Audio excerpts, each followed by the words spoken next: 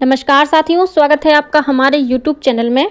आप छत्तीसगढ़ की किस जगह से हमारे समाचार सुन रहे हैं, कृपया कमेंट बॉक्स में लिखकर हमें जरूर बताएं। साथ ही हमारे चैनल को सब्सक्राइब करना ना भूलें। रायपुर से प्रस्तुत हैं छत्तीसगढ़ के प्रादेशिक समाचारों के साथ मैं रजनी शुक्ला। पहले मुख्य समाचार। बजट सत्र के दूसरे दिन कल विधानसभा में अघोषित बिजली कटौती। बिलासपुर जिले के लोफंदी में शराब पीने से हुई मौतों के साथ ही अरपा नदी में प्रदूषण के मामले गूंजे। आबकारी घोटाले मामले की जांच के संबंध में ईडी की टीम कल रायपुर स्थित प्रदेश कांग्रेस कार्यालय पहुंची। बीजापुर जिले में 23 लाख के 4 इनामी सहित 9 माओवादियों ने किया आत्मसमर्पण। और प्रदेश की 33 जेलों में बंद कैदियों ने कल प्रयागराज से लाए गए गंगाजल से किया स्नान। अब समाचार विस्तार से। राज्य विधानसभा में कल करीब 19,762 करोड़ रुपए की राशि का तृतीय अनुपूरक बजट ध्वनि मत से पारित कर दिया गया। इसके अलावा छत्तीसगढ़ विनियोग विधेयक भी ध्वनि मत से पारित हो गया है। सदन में कल विपक्ष ने ध्यानाकर्षण के जरिए बिलासपुर जिले के लोफंदी में मादक पदार्थों के सेवन से हुई 9 लोगों की मौत का मुद्दा उठाया। नेता प्रतिपक्ष डॉक्टर चरणदास महंत ने कहा कि प्रदेश में अवैध शराब की बिक्री हो रही है, जिसे पीने से इन लोगों की मौत हुई है। जवाब में उप मुख्यमंत्री विजय शर्मा ने कहा कि मामले की जांच के लिए 6 सदस्यीय विशेष टीम गठित की गई है। इसकी रिपोर्ट प्राप्त होने के बाद कार्रवाई की जाएगी। उप मुख्यमंत्री के जवाब से असंतुष्ट विपक्षी सदस्यों ने हंगामा करते हुए सदन से बहिर्गमन कर दिया। विपक्षी विधायकों ने कल प्रदेश में हो रही अघोषित बिजली कटौती का मुद्दा भी उठाया और इस मुद्दे पर स्थगन प्रस्ताव के जरिए चर्चा कराने की मांग की। नेता प्रतिपक्ष डॉक्टर चरणदास महंत ने कहा कि प्रदेश में अघोषित बिजली कटौती हो रही है, जिसके कारण किसान परेशान हैं। बाद में विधानसभा अध्यक्ष डॉक्टर रमन सिंह ने विपक्ष के इस स्थगन प्रस्ताव को अग्राह्य कर दिया।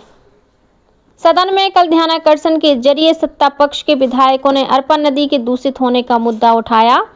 बिल्हा के विधायक धर्मलाल कौशिक सहित अन्य विधायकों ने कहा कि बिलासपुर शहर की लगभग 70 नालियों का गंदा पानी बिना ट्रीटमेंट के अरपा नदी में पहुंच रहा है, जिससे नदी का जल दूषित हो रहा है। इस पर उप मुख्यमंत्री और नगरीय प्रशासन मंत्री अरुण साव ने सदन में घोषणा की कि अरपा नदी को प्रदूषण से बचाने के लिए परियोजना बनाकर काम किया जाएगा। राज्य विधानसभा में कल सत्ता पक्ष के विधायक राजेश मूणत ने पिछले वर्ष राजस्व निरीक्षक भर्ती परीक्षा में हुई अनियमितता पर सवाल किया। इस पर विभागीय मंत्री टंकराम वर्मा ने जवाब देते हुए सदन को बताया कि इस मामले में 5 सदस्यीय दल की जांच रिपोर्ट आ चुकी है, जिसके कुछ बिंदुओं पर गृह विभाग से जांच कराई जा रही है। वहीं सत्ता पक्ष के ही विधायक धर्मलाल कौशिक ने सदन में राज्य प्रशासनिक सेवा के अधिकारियों के खिलाफ भ्रष्टाचार के मामलों को लेकर सवाल किया। इस दौरान उन्होंने अभियोजन की स्वीकृति में देरी को लेकर भी सवाल उठाया। श्री कौशिक के सवाल के जवाब में मुख्यमंत्री विष्णुदेव साय ने कहा कि राज्य प्रशासनिक सेवा के 255 पद स्वीकृत हैं। इनमें से 251 पद भरे जा चुके हैं और 4 पद रिक्त हैं। उन्होंने कहा कि राज्य सरकार जीरो टॉलरेंस की नीति पर काम कर रही है और कोई भी भ्रष्टाचारी बख्शा नहीं जाएगा। श्री साय ने बताया कि राज्य प्रशासनिक सेवा के 4 अधिकारियों के खिलाफ विभागीय जांच की प्रक्रिया चल रही है। इनमें CGPSC की तत्कालीन परीक्षा नियंत्रक आरती बासनिक, निलंबित उप सचिव सौम्या चौरसिया, पाठ्य पुस्तक निगम के तत्कालीन महाप्रबंधक प्रेम प्रकाश शर्मा और अभनपुर के तत्कालीन SDO निर्भय कुमार शामिल हैं। विधानसभा में कल प्रश्नकाल के दौरान भरतमाला परियोजना में मुआवजे का मुद्दा भी गूंजा। नेता प्रतिपक्ष डॉक्टर चरणदास महंत ने एक प्रश्न के जरिए जानना चाहा कि कितने भूस्वामियों और शासकीय भूमि के मुआवजे का वितरण कर दिया गया है। विधानसभा के बजट सत्र के दूसरे दिन कल सदन में पूर्व प्रधानमंत्री डॉक्टर मनमोहन सिंह को श्रद्धांजलि दी गई। छत्तीसगढ़ के 2 सबसे बड़े शहरों रायपुर और बिलासपुर में कामकाजी महिलाओं की सुरक्षित एवं सस्ते आवास की बड़ी जरूरत जल्द पूरी होगी। केंद्रीय वित्त मंत्रालय ने राज्यों के लिए विशेष पूंजीगत सहायता योजना के अंतर्गत रायपुर, बिलासपुर और नया रायपुर में 6 कामकाजी महिला छात्रावासों के लिए 202 करोड़ रुपए मंजूर किए हैं। इस राशि से रायपुर नगर निगम द्वारा तेली बांधा और ताटी बंध में 250 सीटर तथा भैंसथान में 223 सीटर महिला छात्रावास बनाए जाएंगे। वहीं बिलासपुर के तिफरा और सिरगिट्टी में CSIDC द्वारा 224 सीटर छात्रावासों का निर्माण किया जाएगा। नया रायपुर अटल नगर विकास प्राधिकरण नया रायपुर में 1000 सीटर छात्रावास बनाएगी। मुख्यमंत्री विष्णुदेव साय ने शहरों में कामकाजी महिलाओं के सुरक्षित एवं सस्ते आवास के लिए राशि मुहैया कराने के लिए भारत सरकार के प्रति आभार व्यक्त किया है। उन्होंने कहा कि छात्रावासों के निर्माण से तीनों शहरों में कामकाजी महिलाओं को सुरक्षित आवास मिलेगा। आबकारी घोटाला मामले की जांच कर रही प्रवर्तन निदेशालय ईडी की टीम कल पूछताछ के लिए रायपुर स्थित कांग्रेस के प्रदेश कार्यालय राजीव भवन पहुंची। सूचना मिलते ही कांग्रेस की लीगल टीम भी कांग्रेस भवन पहुंच गई। ईडी की टीम ने कांग्रेस के प्रभारी महामंत्री मलकीत सिंह गेंदू से पूछताछ की। बाद में श्री गेंदू ने बताया कि ईडी के अधिकारियों ने सुकमा जिले के कांग्रेस कार्यालय भवन के निर्माण को लेकर कई जानकारियां मांगी हैं। इस संबंध में समन जारी करते हुए 27 फरवरी तक जवाब पेश करने के लिए कहा गया है। दूसरी ओर प्रदेश कांग्रेस के संचार विभाग के प्रमुख सुशील आनंद शुक्ला ने आरोप लगाया कि ईडी केंद्र और राज्य सरकार के इशारों पर काम कर रही है। उन्होंने कहा कि कांग्रेस ने विपक्ष में रहते हुए जन सहयोग से रायपुर का प्रदेश कार्यालय बनाया था। गौरतलब है कि ईडी आबकारी घोटाला मामले में राज्य की कांग्रेस सरकार में आबकारी मंत्री रहे कवासी लखमा को पहले ही गिरफ्तार कर चुकी है। कवासी लखमा इस समय जेल में हैं। त्रिस्तरीय पंचायत चुनाव के तहत कल तीसरे और अंतिम चरण के परिणामों की घोषणा की गई। इसी के साथ राज्य निर्वाचन आयोग ने आदर्श आचार संहिता को प्रभाव शून्य करने की घोषणा कर दी। राज्य निर्वाचन आयुक्त अजय सिंह ने मतदाताओं के साथ ही निर्वाचन कार्य में लगे अधिकारियों कर्मचारियों का आभार व्यक्त किया है। बीजापुर जिले में कल 9 माओवादियों ने पुलिस के समक्ष आत्मसमर्पण कर दिया। बीजापुर के SDOP विनीत साहू ने बताया कि इनमें से 4 माओवादियों पर कुल 23 लाख रुपए का इनाम घोषित था। राजधानी रायपुर और आसपास के क्षेत्रों में नशे का कारोबार करने वाले लोगों पर कार्रवाई करते हुए पुलिस ने उनकी करीब 4.25 करोड़ रुपए की संपत्ति जब्त की है। पुलिस महानिरीक्षक अजय यादव ने बताया कि इस मामले में पुलिस सफीमा के तहत मामला दर्ज कर कार्रवाई करती है। प्रदेश के कथित सीडी कांड मामले में कल रायपुर कोर्ट में सुनवाई हुई। सुनवाई के दौरान पूर्व मुख्यमंत्री भूपेश बघेल और उनके सलाहकार विनोद वर्मा सहित मुख्य आरोपी कैलाश मुरारका, विजय पांड्या और विजय भाटिया उपस्थित थे। सुनवाई के बाद बचाव पक्ष के वकील फैजल रिजवी ने बताया कि कोर्ट में CBI बनाम कैलाश मुरारका और अन्य के मामले में बहस हुई। CBI ने अपनी दलीलें पूरी कर ली हैं। 4 मार्च को बचाव पक्ष के वकील अपनी दलीलें पेश करेंगे।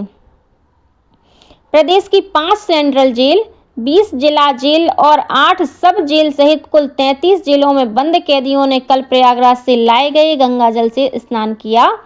कैदियों ने इस अवसर पर सामूहिक प्रार्थना में भी हिस्सा लिया।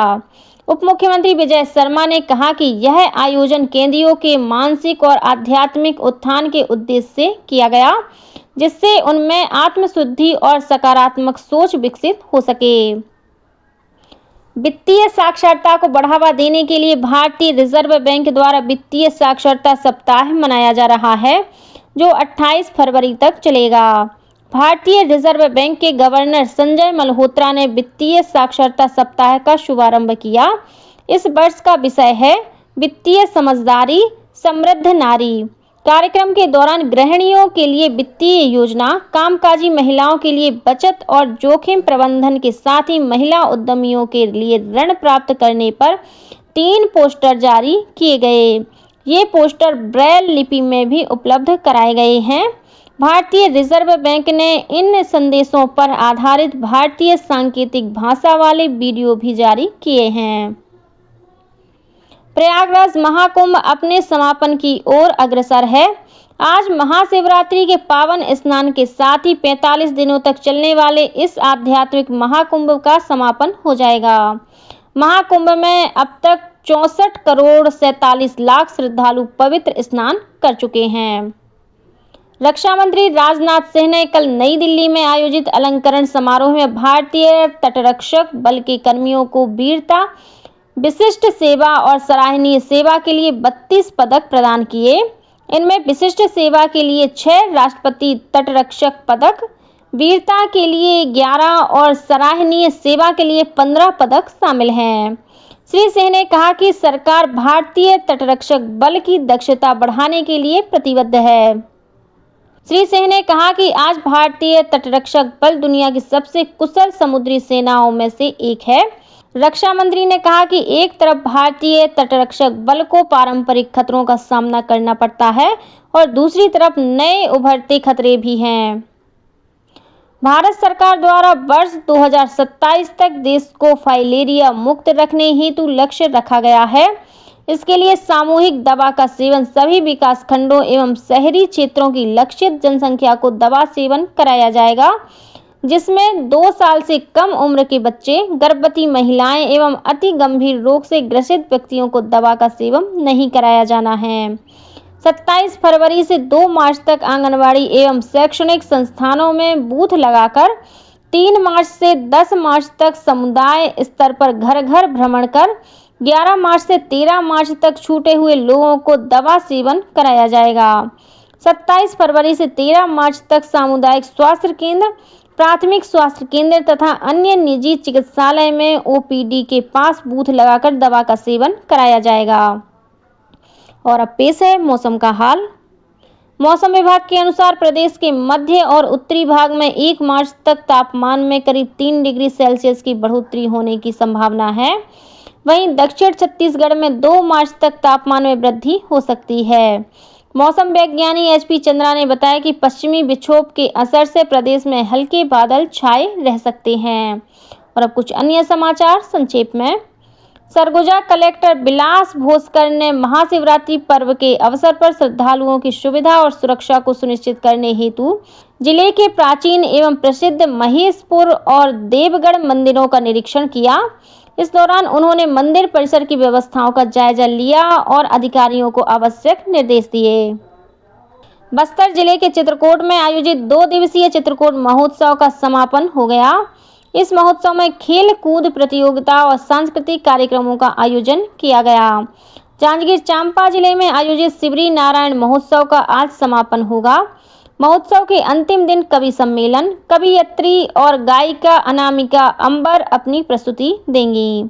और कोरबा जिले में कटघोरा वन मंडल के केंदई और जटगा रेंज में इन दिनों 50 हाथियों का दल विचरण कर रहा है। सूचना मिलने पर पहुंची वन विभाग की टीम ने हाथियों को खदेड़ दिया। इसी के साथ छत्तीसगढ़ के समाचारों का ये बुलेटिन समाप्त हुआ। नमस्कार।